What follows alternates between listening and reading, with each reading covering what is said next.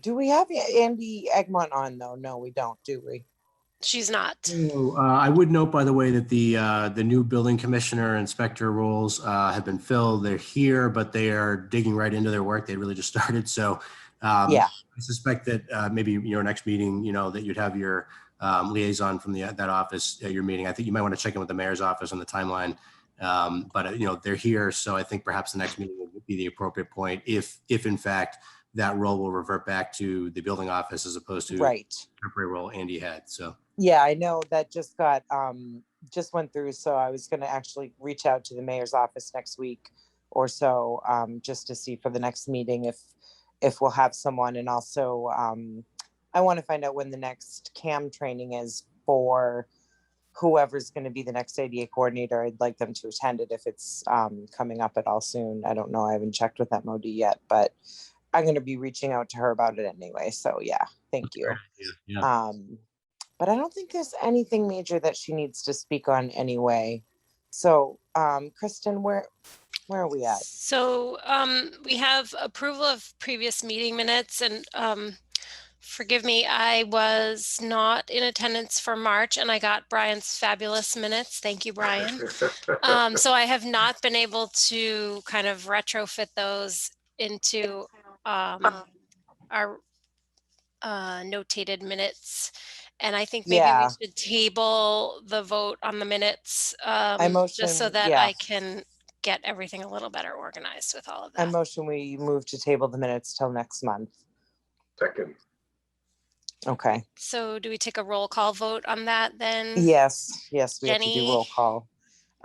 Yes, Kristen? Yes. Lisa? Yes. And Brian? Yes. And Sean? Yes. Great. Okay. Thank Motion you. passes. Okay. So we have hearing from other members and public comment. Which we don't really have any public comment, but I know, Kristen, there was an item that I didn't get on the agenda that I thought you might want to speak to, because I did get your CC'd letter with the school and with the safety issues around North Atkinson and the Bresnahan and the traffic and all of that. Sure. Do you want me to go into that briefly now? Sure. So I reached out to the parking enforcement and to some city councilors and to the principals of the Bresnahan school because of the returning back to 5-day in-person school has brought an influx of vehicles for the drop-off and the pickup. And the first few days of the pickup after school time, they call it the queue, the rider line.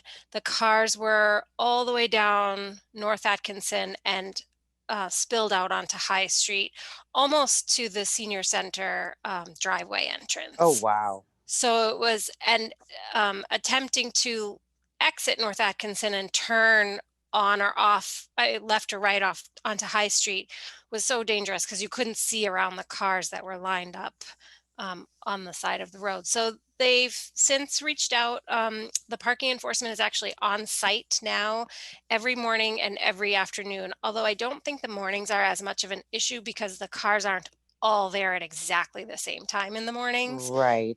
But what the parking enforcement officers are doing are actually walking up and down the rider queue and instructing the drivers to literally pull, with just inches between each bumper. And that's taking basically, they did a study and they took basically 10 cars off of the North Atkinson queue and pulled them into the driveway. So that takes the queue off of High Street. It keeps it just tucked enough onto North Atkinson that it eliminates quite a bit of that danger.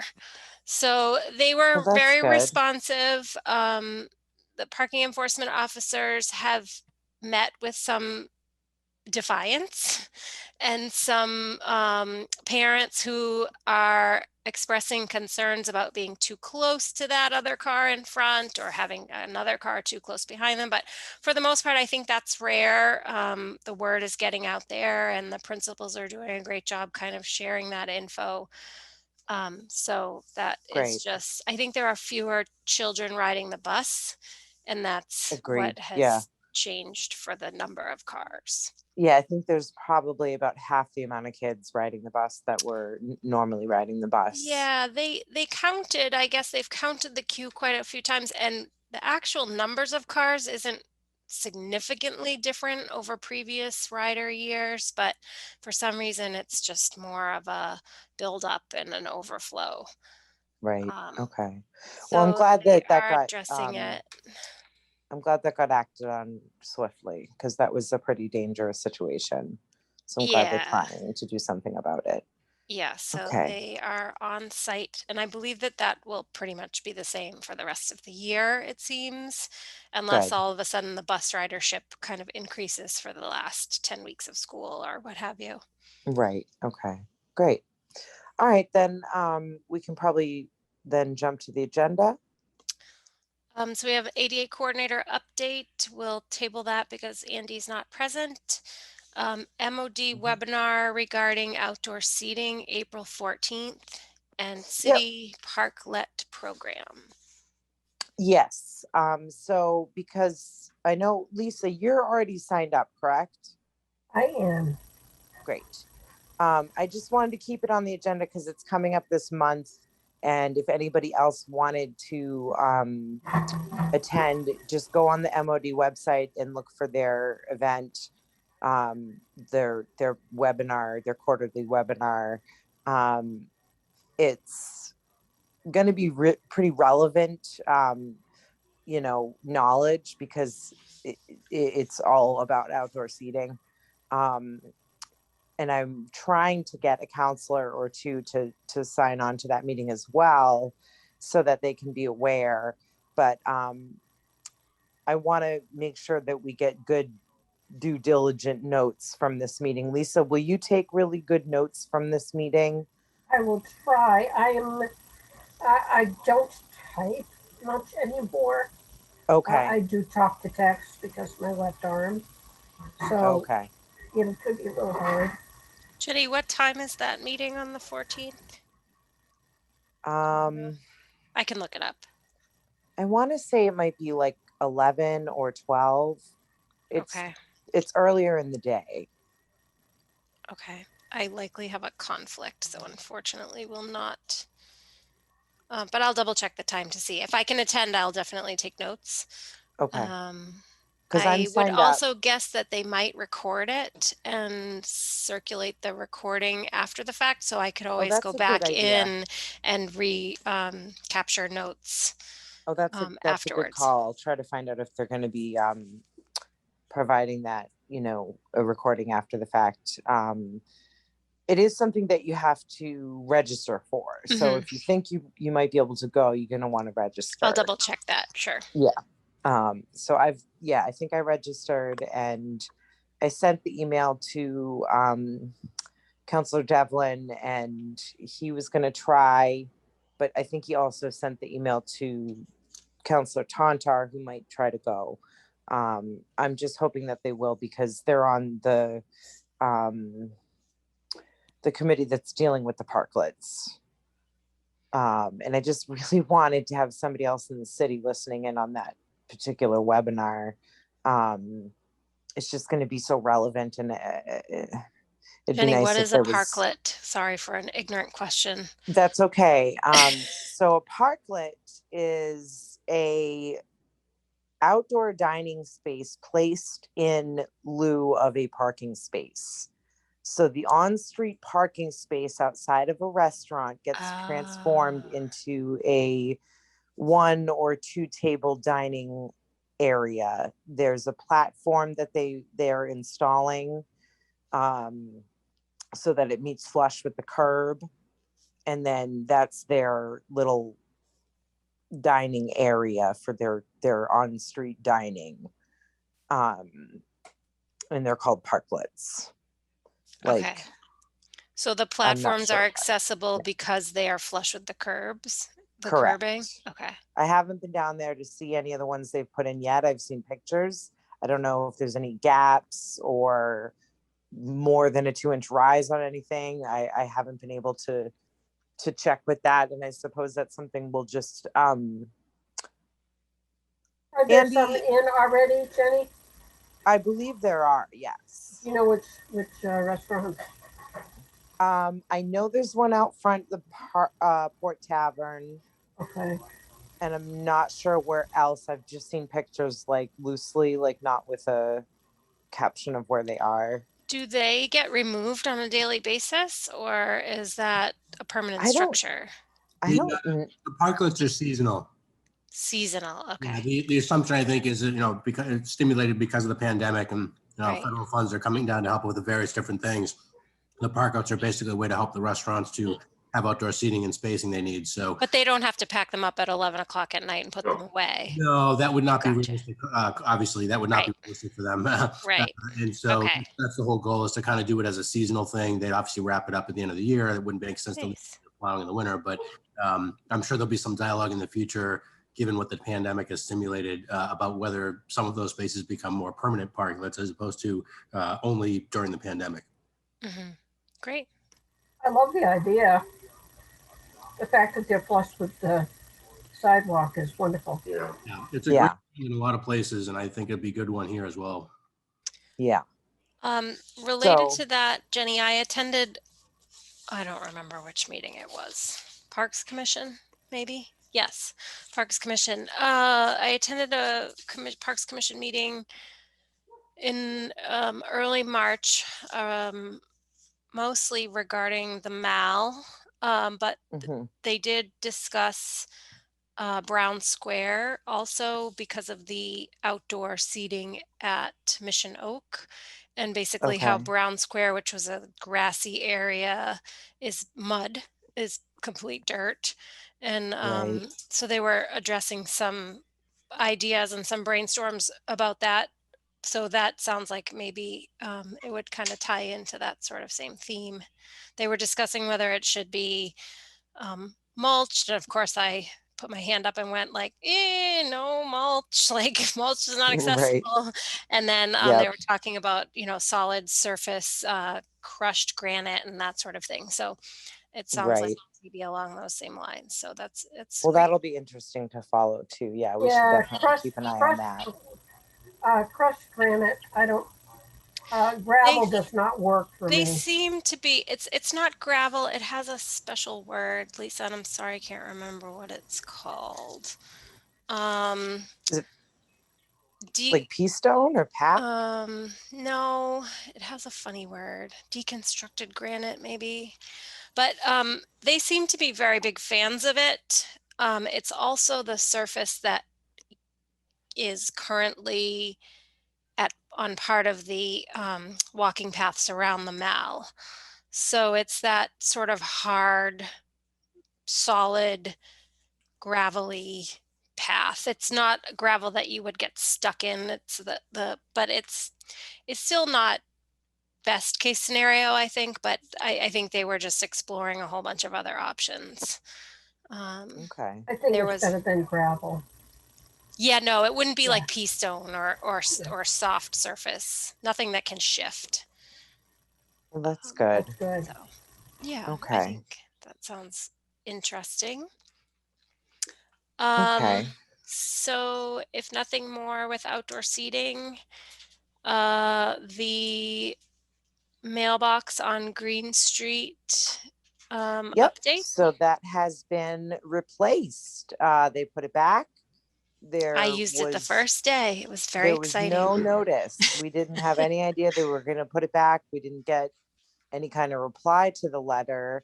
But I'd spoken with Counselor Connell, and he was going to reach out to Seth Moulton's office to follow up. But then the very next day, the mailbox was back. So I think that the letter just was enough to the postmaster, and he responded in kind. And so Barry did put together a nice, well-written thank you letter to the postmaster. And I believe they sent it to him, but also sent a copy to the Daily News. And there was a really nice article that Dave Rogers had on the front page yesterday in the Daily News about us thanking, the two committees thanking the postmaster. So that all worked out really well. People are absolutely thrilled that it's back. It was all over Facebook yesterday with, people just commenting, all day long about how glad they were it was back. So Way more than a handicapped issue. People just really like being able to drive up and drop off their mail. Right. yes. It Right? is. It's definitely a useful amenity. Yeah. Yeah. So I'm glad that we were able to have a nice collaboration with the city council on this, and it got taken care of nice and swift, and that access has been restored. So that is good. Yes, agreed. So we have website updates and the handicap parking space next to the Japa boat ramp. Those are the last two items. And I have some other Okay. parking updates. Okay. So whichever you'd like to do first. Sure. So the website, obviously, this has been an ongoing thing. We just, but I mean, I'm just a, broken record on it. We just need to compile some information and send it to Matt Coogan to put it on the website.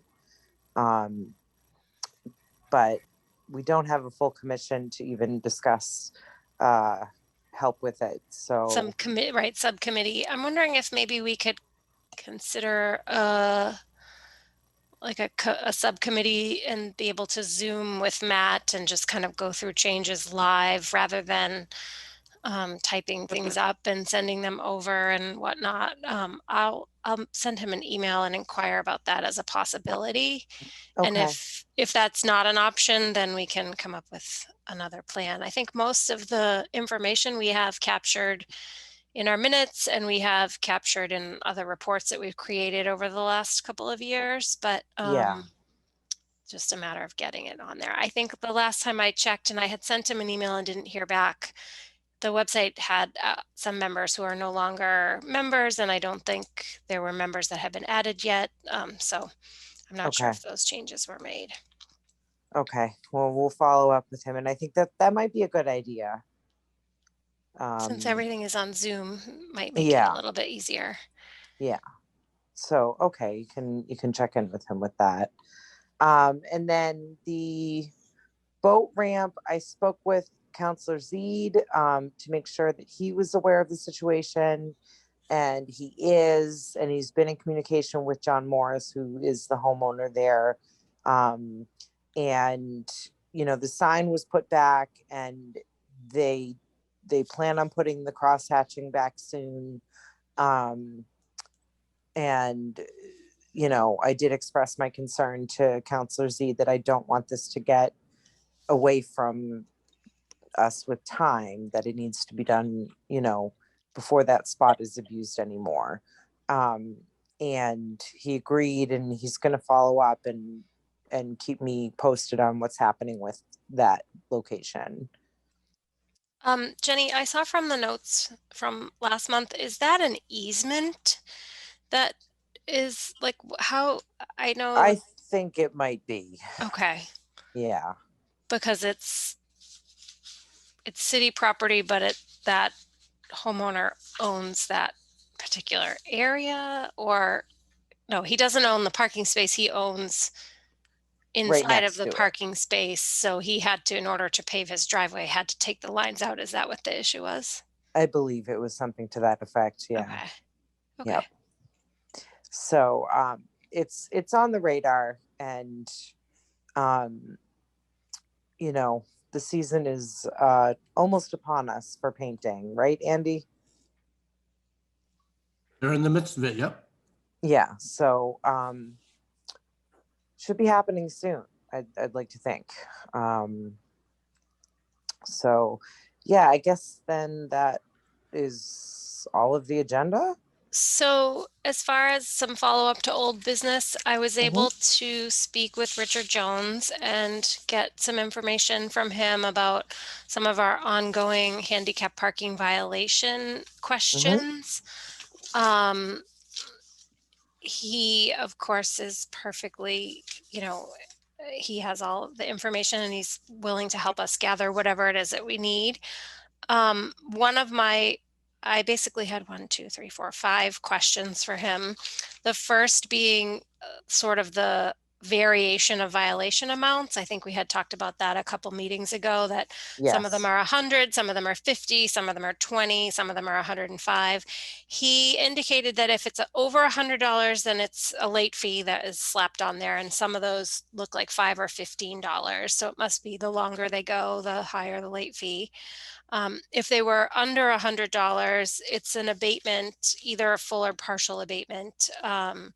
That would be, somebody forgetting to put their placard up or some other reason that it's decided on a case-by-case basis what the Okay. fees can be reduced to. My next question for him was about second offenses, and sadly, the ticket writing machine, the system that they use, does not track based on like the license Oh, plate. So unless the officer, whether it's a parking enforcement officer or a police officer, unless they happen to remember that that vehicle is a repeat violator, it's not stored in the ticket writer as like a boing, you're a second offense or you're a third offense.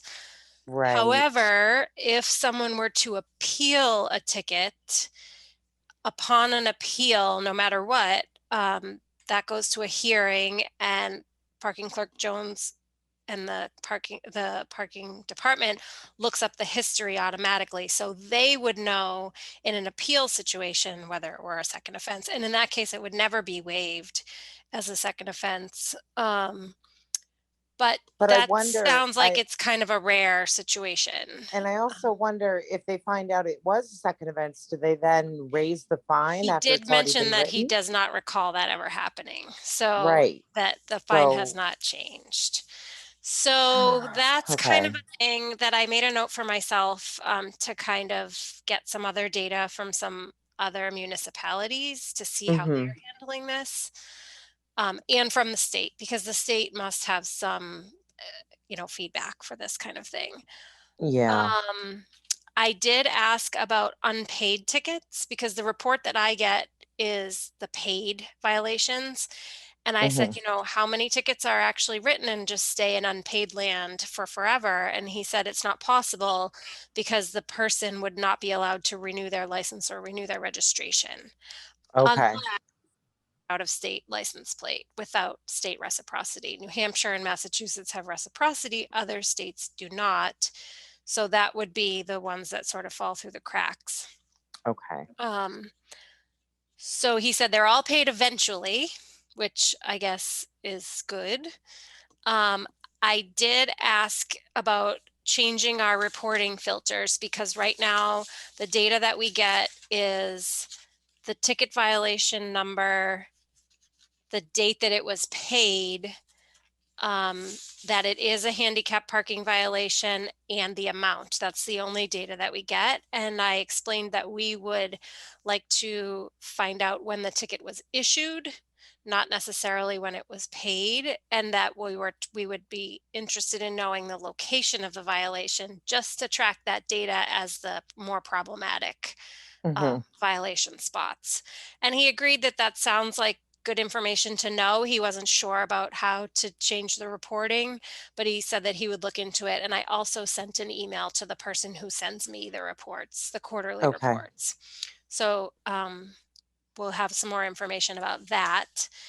And then the Great. last thing that I spoke to him about was the pilot program, the monitoring stick, the handicap parking monitoring stick that was to have been installed at the library corner Right. before COVID. This was all Right. before COVID.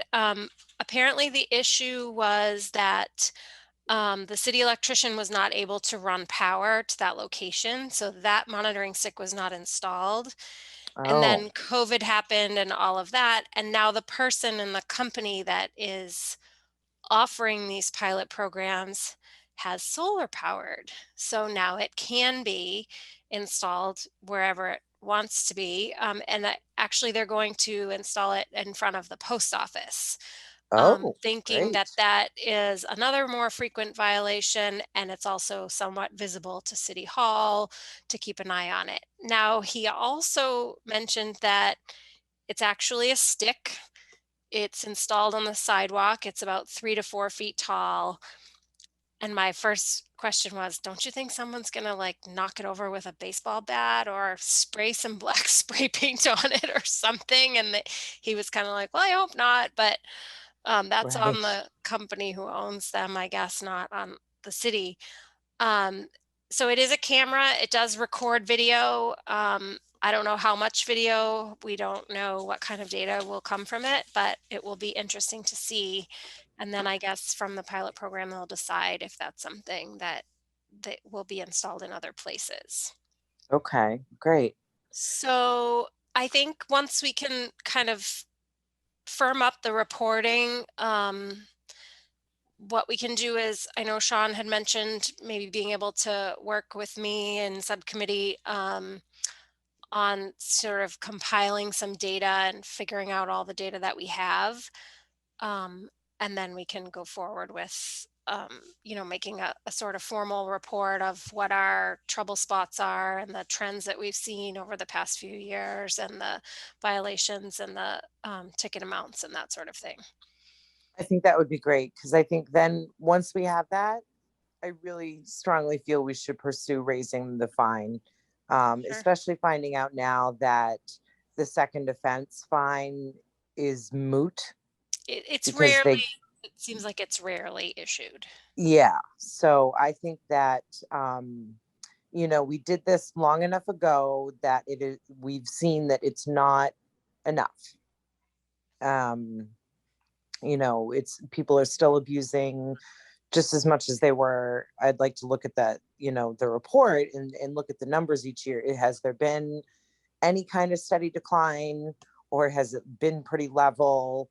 That's what we need to look at and basically have that data to show that there is still need to be working on this issue, and raising the fine was the next natural step. Um, you know, at this point several years later. So Right. um, I agree. I Good. think that's just what we will now keep on the agenda and work on that. Mm-hmm. Um, and the council is, they're taking on a lot more stuff again, and they're gonna hopefully start meeting in person soon. I don't know how soon, but I know they're talking about it. They want to get back in person. Um, I know the school committee is starting to meet in person. They can't do it at City Hall, but I think it's we're at a good time for it. It's perfectly fine timing at this point. Right.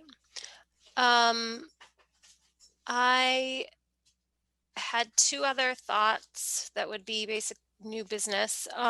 Jenny, you mentioned the MOD, and it appears that the community access coordinators are understaffed. So Jeff Dugan is the sole responder at this time from the MOD. Right. So his response time is somewhat delayed because he's working through a backlog of contacts and he's responding in order of people's attention. Hmm.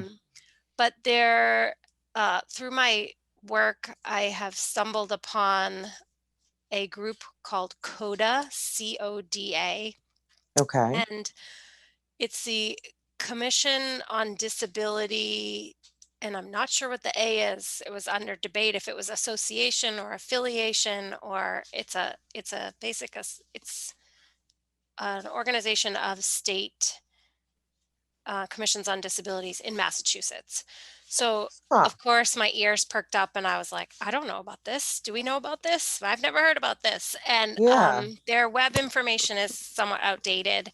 So I'm going to follow up and see if we can get some more contacts for that, because I think that would be a really useful connection to make, especially when it comes to Absolutely. things like parking and outdoor seating and the Mm-hmm. things that sort of come through our agendas somewhat Yeah, regularly.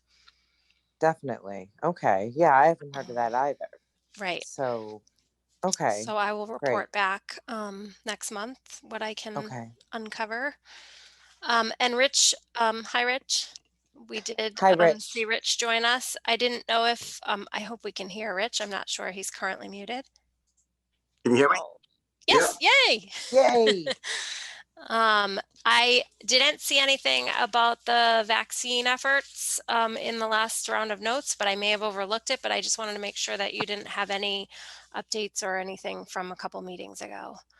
Well, as I learned, there was a concern among people, um, and the Department of Health, which is represented by their secretary, apparently did not could not respond to any of the questions nor provide any answers.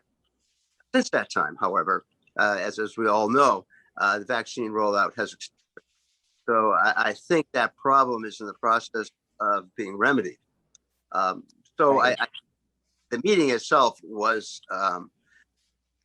it represented a lot of people. There wasn't anybody who was content with the situation at that time.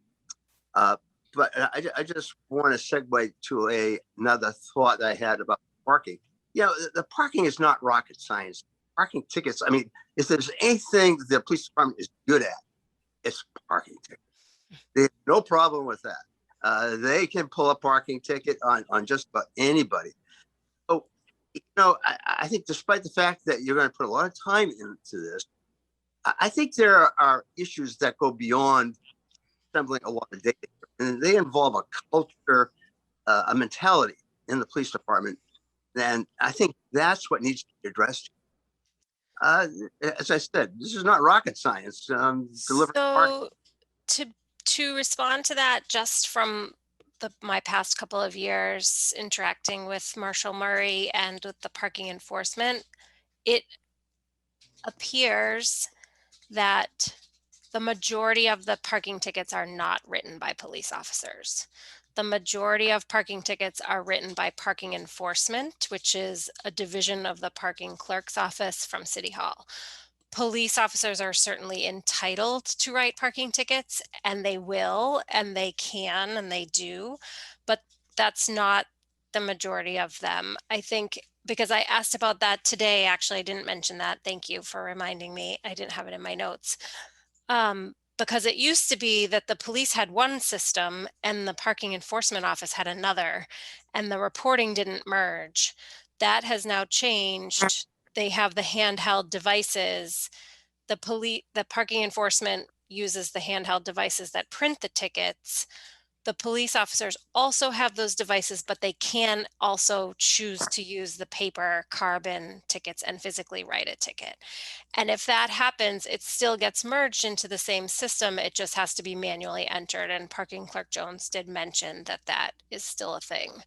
But I think the majority of, at least here in Newburyport, most of the handicap parking violation tickets are written from parking enforcement, not from the police department. Right. Well, I understand. I understand that's the case, but still, if I were to park downtown and let's say forget to use the, I would bet on a busy Saturday that within 10 or 15 minutes, I'd probably have a ticket. There'd be no problem with that. I mean, they're very astute, and because that's their job. Right. That same, you know, we need to be consistent. And as I said, I think it's an issue with how to address there's it's an issue within the culture of the department, the city, I don't know. But I think it goes on assembling the data. I think the data speak for itself. Intuitively, I think we all know what we'll find. And Yes. so I think just to clarify, Rich, for you, why we want to have this report is that for the city council's purposes, for all intents and purposes, they're going to want to see data related to our request. And so that's all it's for. And it's just to show that, there is a need. And I think that if we can raise the fine to the state maximum recommended, it's going to scare people a little bit more out of parking in those spots, more than it does now. Yeah, if it's enforced. If it's enforced, right. And And I think it you know, is. I think it is enforced, but I think if the fine is a higher amount, we're not going to get people doing it again. They're going to get a $300 fine and realize Newburyport's not the place to try to park in a handicapped spot for 5 minutes, Well, because they're going to get nabbed. I certainly agree with, but I'm afraid that as we've seen with past episodes of second violations, they've been dismissed. The clerk seems to look the other way for whatever reason. I don't know what the reason is. You? Well, I don't think think he looks the other way. I don't think that he has changed a fee as it's written, the way it had been written. I may have misunderstood. Yeah. No, the abatements that he did mention specifically were a lot of people with some cognitive issues that were forgetting to put their placard, not displaying their placard, and that sort of thing. my biggest concern is that there's been no second offenses written because they can't actually track them. That's a concern to me for sure. Right. So I think that, we were appeased by having that, with the second offense, it'll be a higher amount. And so we can have that on the sign, but that higher amount's not hitting anyone's wallet, and it's not, because it's not happening. No one's being scared out of parking when it's, the minimum fine amount. So I think it's time, I do think it's time. And I'd like to also figure out how we can raise the issue of the fact that there's never been a violation written for a fraudulent use of a placard. That's never happened in the city. And that's a huge concern, because that's as if to say that the police can't manage to track one fraudulent placard abuser, like, in all this time. No, they just don't try. They don't even look. They don't even attempt it. There needs to be some kind of conversation, but I fear that, it just, it doesn't, it just doesn't seem to sink in with the police as much, the placard stuff, because they don't like to even have to deal with them, because it's additional, I did speak to Parking Clerk Jones a little bit about not necessarily about the fraudulent use of placards, but about how the state has changed the expiration date to be on the front and the back. And he had some concerns with people being able to cover their faces. I agreed that, covering the face is a privacy issue. My children are young and they have placards, and I don't necessarily want Joe Schmo walking by to see a picture of my 6-year-old on her placard. But I also mentioned that parking enforcement, certainly police officers, but parking enforcement officers are also allowed to ask you to remove that protective sleeve. I do understand that puts the enforcement officers in a confrontational position, because now they're asking someone to remove that privacy sleeve. And if someone's getting mad or confrontational about it, that puts them, certainly I think that the parking enforcement officers, they're not armed, they're not police.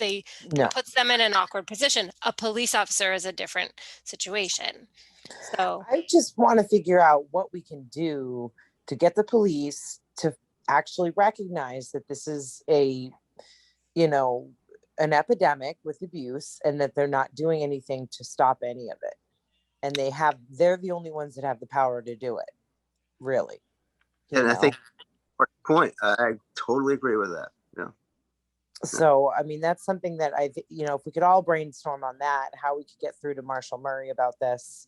I just don't know. I don't get good reception from him. So it's been, I can reach out to him again. It's been a couple of years since he and I Yeah. have spoken about this. I know they did have some continuing education sort of coursework for officers where they had, a presenter or a topic about placard fraud or handicap parking fraud and that sort of thing. But I right. can reach out to him for update. I mean, I'm an curious, update. is he aware that they now print the expiration date on both sides, I because would think so, but you would think so, but you would also think that they would know that there was a PL number at the top of the card, but they didn't know about that when I first talked to them 6 years ago. So, I'm not assuming anything. So, Right. Okay. I mean, I definitely think it's important to maybe bring them up to speed. Maybe you can take that approach. Right. And that it's that they're doing this in an effort to make it easier for police to catch people that are abusing their placards. Because if it's turned around now, it's an older placard and it's Right. probably expired. Expired, yes. They've been doing this for almost a year now. So I think it would be nice if we can make those connections with other commissions to see how their enforcement officers are handling this and see what sort of data they're collecting and what sort Right. of fraudulent use citations they are able to issue. And Right. then approach Marshall Murray and just say, here's some information that we found. How can we help you? Okay. How Yeah. can we help you help us? And Well, I think all the that. nearest commissions for us is going to be like Haverhill. Yeah, but it doesn't have to Salem. be nearest. I think it can be anywhere. I mean, it can be any of the commissions if there's Yeah. this sort of consortium of commissions that we somehow have Yeah. never known about. Right. We can try to find that yeah. out. Yeah. Okay. That makes sense. All right. Well, I think that we've covered everything pretty well. Is there anything else that anybody wants to bring up? We've got about 10 minutes. I have just an observation and a question. This Sure. is Sean. Been just driving by the Superior Courthouse in this parking out front. Well, that people park there. And I'm just concerned about, I don't see any handicap parking spots out there. But where do people who have a handicap, where do they park when they have to go to Superior Court? That's a good question. And if they have to go to Superior Court, I am unaware as if there's an elevator in there. It's a very old building with a grand staircase. Yeah. There is. There is. I'll tell you my Okay. experience as I was called for jury duty and I asked to be put into Newburyport. And I went and I was in the jury pool room after I'd done all my getting into the building, which was not easy. And the bailiff came over and took me aside and he said, "Do you really want to serve?" And I said, "Not really." He said, "All right, I'm going to write you, excuse you." And he excused me. But the only handicapped entrance is on the side of the building and it's not monitored. So you have to go around the front and say, "Can somebody let me in the side?" Oh, because it's locked. Yeah. I see. It is accessible. It's just not conveniently accessible. And there is an elevator. But he said that the restrooms and so forth are really pretty bad and accessibility standpoint. So he Right. excused me. Huh. That's interesting. Well, the courthouse. I don't know. It's a pretty old It's building. the oldest operating courthouse in the United States. Maybe we Wow. should leave It that one is. alone. It is. I mean, now it's a different story if I was a criminal and I needed to be here for Right. Oh, they'd get Right. you in that case, Lisa. They'd get you in. exactly. But there was clearly a recognition on the part of the bailiff and the folks that run things that it was probably less than ideal for me to Right. serve. It might be difficult. And so he Gotcha. excused me. Yeah. At least I Well, like it. that's Like a Well, you're breaking up, Rich, a little bit. Your audio has been in and out. well, okay. Well, Lisa, I like your backdrop. It looks like you look like I don't even know which one I've got. Very IDC. futuristic. Oh, it's my work one. I can't even see myself right now. So. So Sean, did you want to follow up with anyone to try to find out about HP parking or? I don't want to Oh. cause a problem. I still feeling kind of new, but I mean, I wouldn't mind. You know, I mean, I don't think they're exempt from if there's a certain number of parking spaces, there have to be a certain number of HP spaces, right? I mean, Right. just because it's a courthouse, it wouldn't be exempt. It looks like No. You're not talking about the one on High Street. You're talking the one near the traffic circle, right? No, But there is no parking. Oh, There at the is- mall. Yeah, at the mall that there there's is no parking there, Sean. four So people there's, For park. anyone. 4 people park in front of there every day. yes, I believe those are staff people. Oh, okay, all right. If that people, then I don't know. What happens if a staff member? No, I don't disagree with you. Yeah, I don't think that they should still be. If there's I parking, don't there think should it's be a handicap exempt, spot. right? Yeah. If there's any amount of parking, there should be a handicap spot. So if there were yeah, 4, Sean, then feel it would free be to 1. go to look into that. Is that Superior Court or District Court? That's the Which is- Superior Court. Okay, so Lisa, you were talking about District Court, right? I was talking about the one on the mall. Mhm. Oh, on the mall. Okay, Yeah, I thought, the old Okay. guy, yeah. gotcha. I Historic. didn't realize that there was parking there. I don't believe that it's for the public. I believe that it's for whatever they are, judges, people that work in the building. I'm not sure. I don't believe it's public parking. And depending on the day, we drove by today. I think I only saw 2 cars out front. So, but it just, fair is fair. Right. That work there can park in comfort every day. What happens when somebody who needs that assistance, or even anybody that's called to Superior Court and they have mobility issues? What do they have to do? Park over at CVS and walk all the way over? It just doesn't seem. Yeah, if you want to look into that, Sean, I mean, please do. I think that's a worthy thing to find out about. There should be a spot by the handicap door. Maybe there isn't. I haven't. I don't think there is one. Lisa, if Yeah, you're I doubt- facing the I doubt it. building from High Street, is the entrance on the left or the right? The left. The left.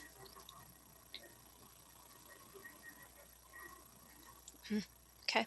I'll go do some walking around, and I am perfectly happy and fine with calling. Should I just call their operator number or whatever, and Yeah. member of the commission, and I'm just curious about parking for handicap. Yeah. And I will tell you that it is listed as one that is handicapped accessible. Interesting. Okay. So All yeah, right. yeah, Sean, that's I- right. Otherwise, I wouldn't have been assigned there.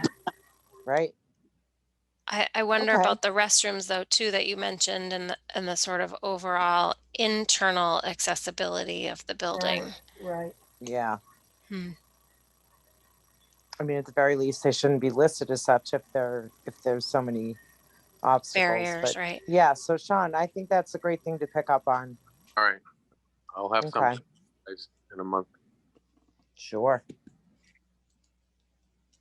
All right. Well, it's about 4 minutes of, and if there's nothing else from anyone, I motion to adjourn.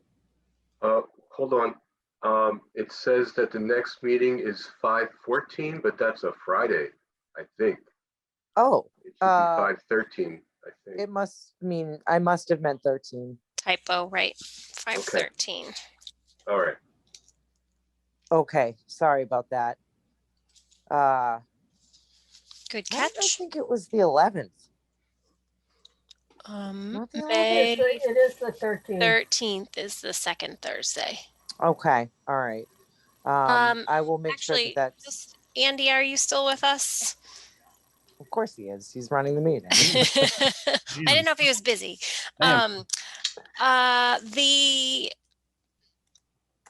The traffic safety advisory committee meetings are posted on the calendar. The other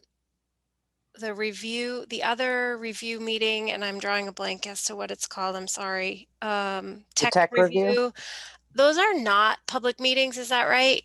That's correct. Yeah, those are just the tech review meetings or staff meetings where different departments staff talk to each other about different development projects that we need to look over.